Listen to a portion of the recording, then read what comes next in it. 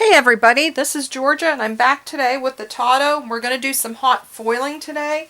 Now I've already gotten some things ready to foil because we just wanted to go straight into it. The first thing I'm going to do is one of their hot foiling plates. And we're going to put a sheet of foil down on. Roll this back. Let that kind of warm up. My machine's already heated up. A piece of card on top of that. Let's go this way with it.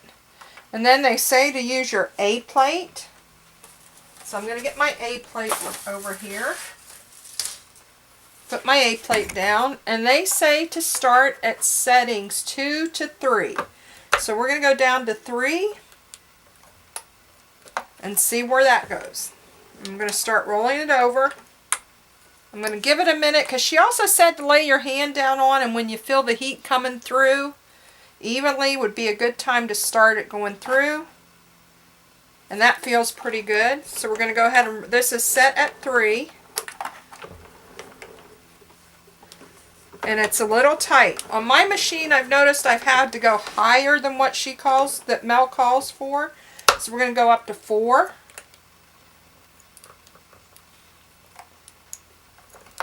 And I'm going to hold the plate in place till it starts coming over. At 4 it's rolling smoothly. It is sliding. And I'm going to kind of go slow with it. 4 feels pretty good. And we'll see how that turns out. I'm going to roll this back over so I can show you guys easily how it turned out.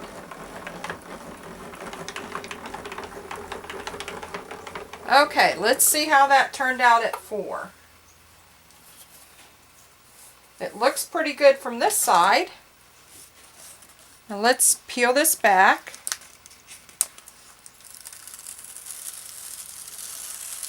Actually, looks pretty nice. I just didn't get a little bit down here, but that could be because my plate slid off, so I'm going to slide it back on there. She also said you could use the foil for the other side. So we're going to, first we need to flip this over to the flat side.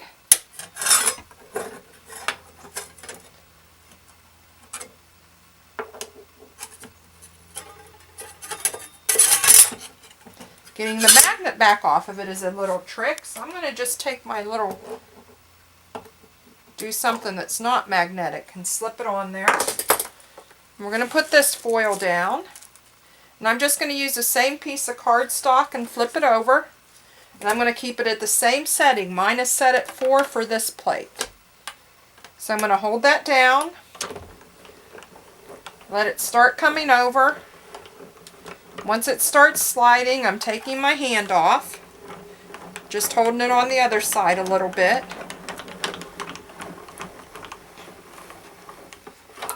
Okay, let's see how this one came out. Now my light turned red. I'm not sure if it cooled down a little bit and has to reheat. So I may have to pause here for a second till we go on. But let's get this one and see how this turned out. And this is with the other piece, the foil, the other side. Actually, not too well, so it must have not been hot enough. So I would probably try it again and wait till it's hot, because I did notice my light had went out. But that side, I'm going to keep that because I can use that. So the next thing we're going to try is, if y'all remember, I did a snowflake the other day. We're going to try hot foiling just this Cardstock Snowflake. So we're going to put the foil down, put my snowflake on top, and then we're going to put a piece of paper to keep it from going on to my A plate. And my green light is back on, so we should be good to go. And I'm going to take this back down to 3. And that's heated right through real quickly. And we'll see how this turns out. Now this is set at 3. It's sliding pretty good. I would probably take this one back up to 4 also, because that just seemed really, really, really tight.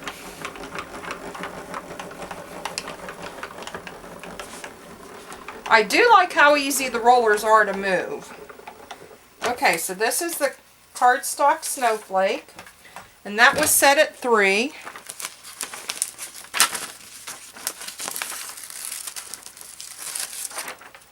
Okay, let's see how the snowflake turned out. We're going to peel that back. Actually, I have some here that didn't go, but I would probably just double foil it, or even just scratch a little bit off the rest and use it as a distressed snowflake. So that doesn't seem too bad to me either. The next thing we're going to try is, Mel said that you could use your dies to do foiling, but you want it really light. So what we're going to try is this metal snowflake die, and we're going to see if we can use it to foil with. I'm going to set that down there and let it heat up. Actually, I don't think, I'm going to take that plate off because I think we can just put that plate on if I remember right. And I'm going to pull this plate off for a moment. We will be needing it in a couple minutes, but we're going to take that off. Okay, so we put our snowflake down. I'm going to put the foil, and then I'm going to put a piece of cardstock. Except I lost my cardstock I was going to use for the snowflake. So, let me grab another piece of scrap over here. We're going to use pink on this. And we're going to use our A plate once again.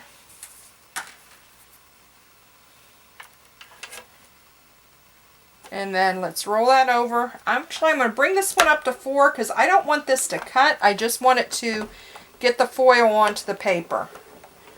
So we're going to see how this goes at 4. Feels really smooth.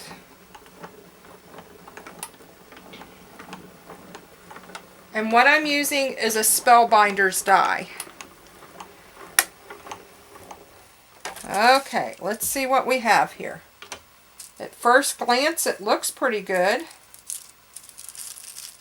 Let me bring this back. I want to make sure you guys can see everything when I take it off. So this was with a spellbinder's die set at 4. And we're going to pull this off. And actually, I don't know if you can see it or not, but that did amazingly well. It didn't cut the snowflake.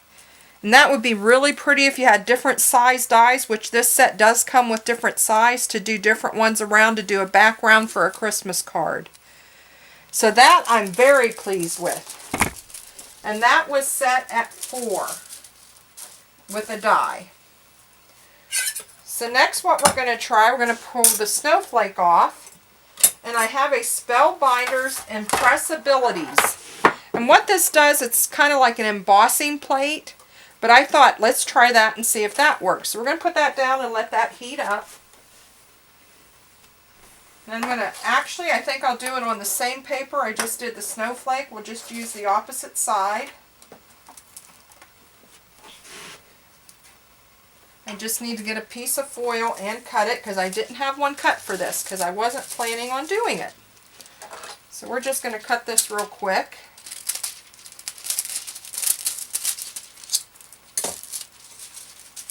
Okay, and we're going to lay that down on the plate. Seems like it's heating up pretty good. And actually, I'm going to use my snowflake that I just used. Put the plate down. Again, I'm going to leave this set at 4 and see how that works. It's warming up really nicely. Again, this is a Spellbinder's Impressabilities. Now this is going over really, really easy, so I'm not sure this one's going to work, but we're going to see. I don't think it did, so we're going to put it back down. We're going to put this down to 3. The only thing, if it did work, then when I pull this off, it's going to be a messed up image because I didn't change the paper or foil. Now 3 still feels really easy and smooth.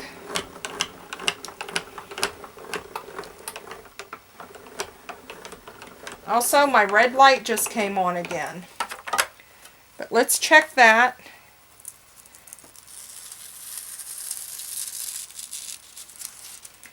Actually, it's still too light, so I'm going to grab another piece of foil and another piece of cardstock because I want to get a good impression on it.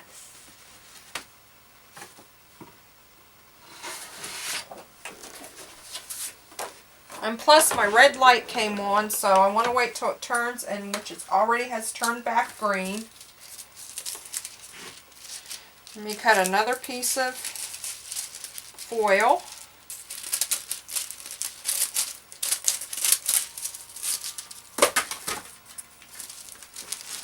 And put that down. Let that smooth down over on it. I'm going to grab a piece of cardstock. And actually for this one, I think I'm going to take this one down to 2. Or maybe even, we're going to try 1.5 on this one.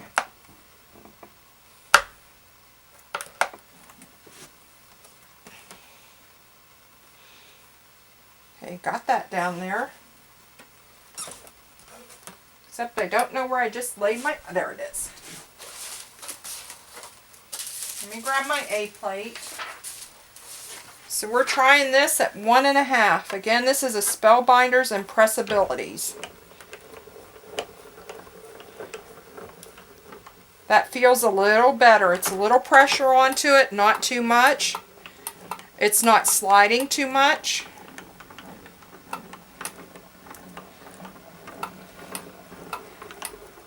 Okay, I'm going to pull this off and roll it back.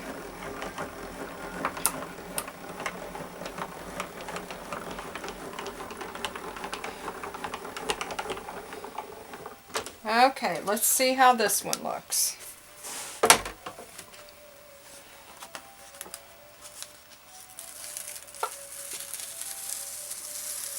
Actually, pretty nice. We have some faded spots. I might even go down to 1 on this and see how that would work, but you could use those plates too.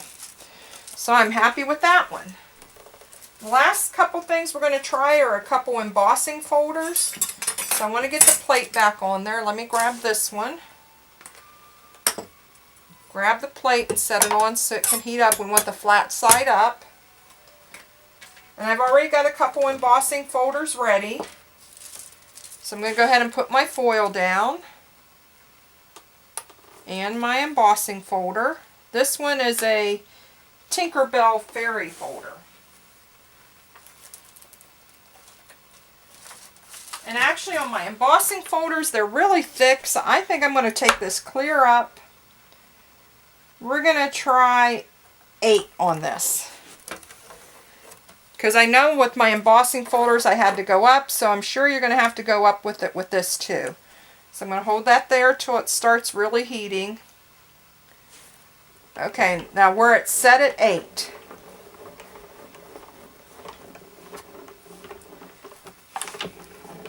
A little snug, but not too bad. It's not moving really a lot, which I like. I like it better when it doesn't move so much. And I forgot to put paper down, so I've got a little bit of foil on my folder.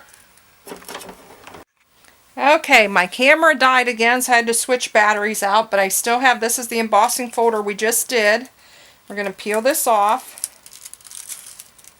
And actually, it did pretty nice. It got some of the overflow, but with this one, I actually have a die that I can cut this out with, which would be really pretty on a card.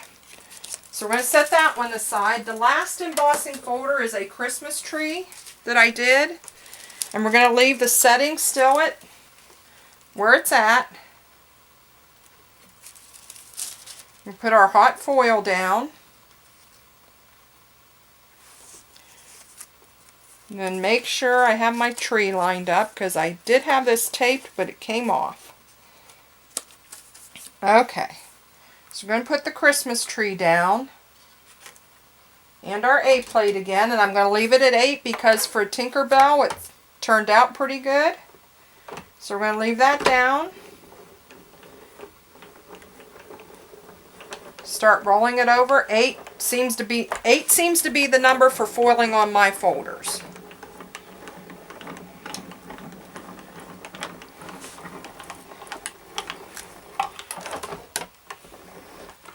going to roll that back over, get my plate up.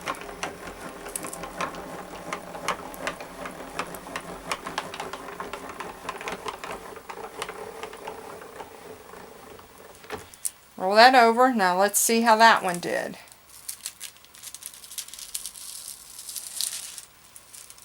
Actually pretty nice. Now it didn't get down here, but I think that's because the plate, I think if I cut a metal plate like some of you guys are using, this won't be a problem anymore. So for embossing folders, I'd say an 8. Now I'm just going to show you one little tip here before I go, because I thought of this the other day. If you don't like waiting for your platform to cool down, if you have another die cut machine, like I have an Evolution, if you pop your base plate out and set it aside somewhere to cool, what I learned is, or what I thought would work, is take your base plate from your Evolution and set it in here. And let's try an embossing folder real quick, just to see what would happen. We'll do the Christmas tree since I have it ready. Now I'm sure we're going to have to raise this way up. So we're going to go to a 9 and see if it would work. 9 is a little snug. We'll take it to 8.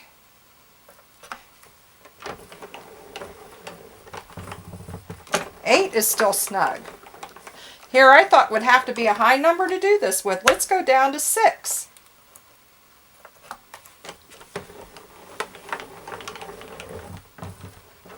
Still tight. We're going to go all tight because I'm going the wrong directions with the numbers. Let's go up to 12 or 11. There we go. I was going the wrong directions with my numbers. That one's rolling over pretty smooth at 11. Let's see how it worked. Actually, it worked pretty good. I'd probably even go up. Let's go ahead and try up to, or back down to 10. That one was almost too light.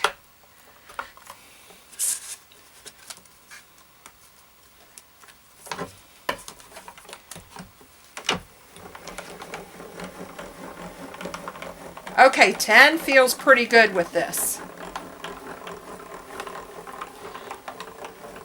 And this is actually my magnetic platform with my B plate, or A plate. And that worked excellent.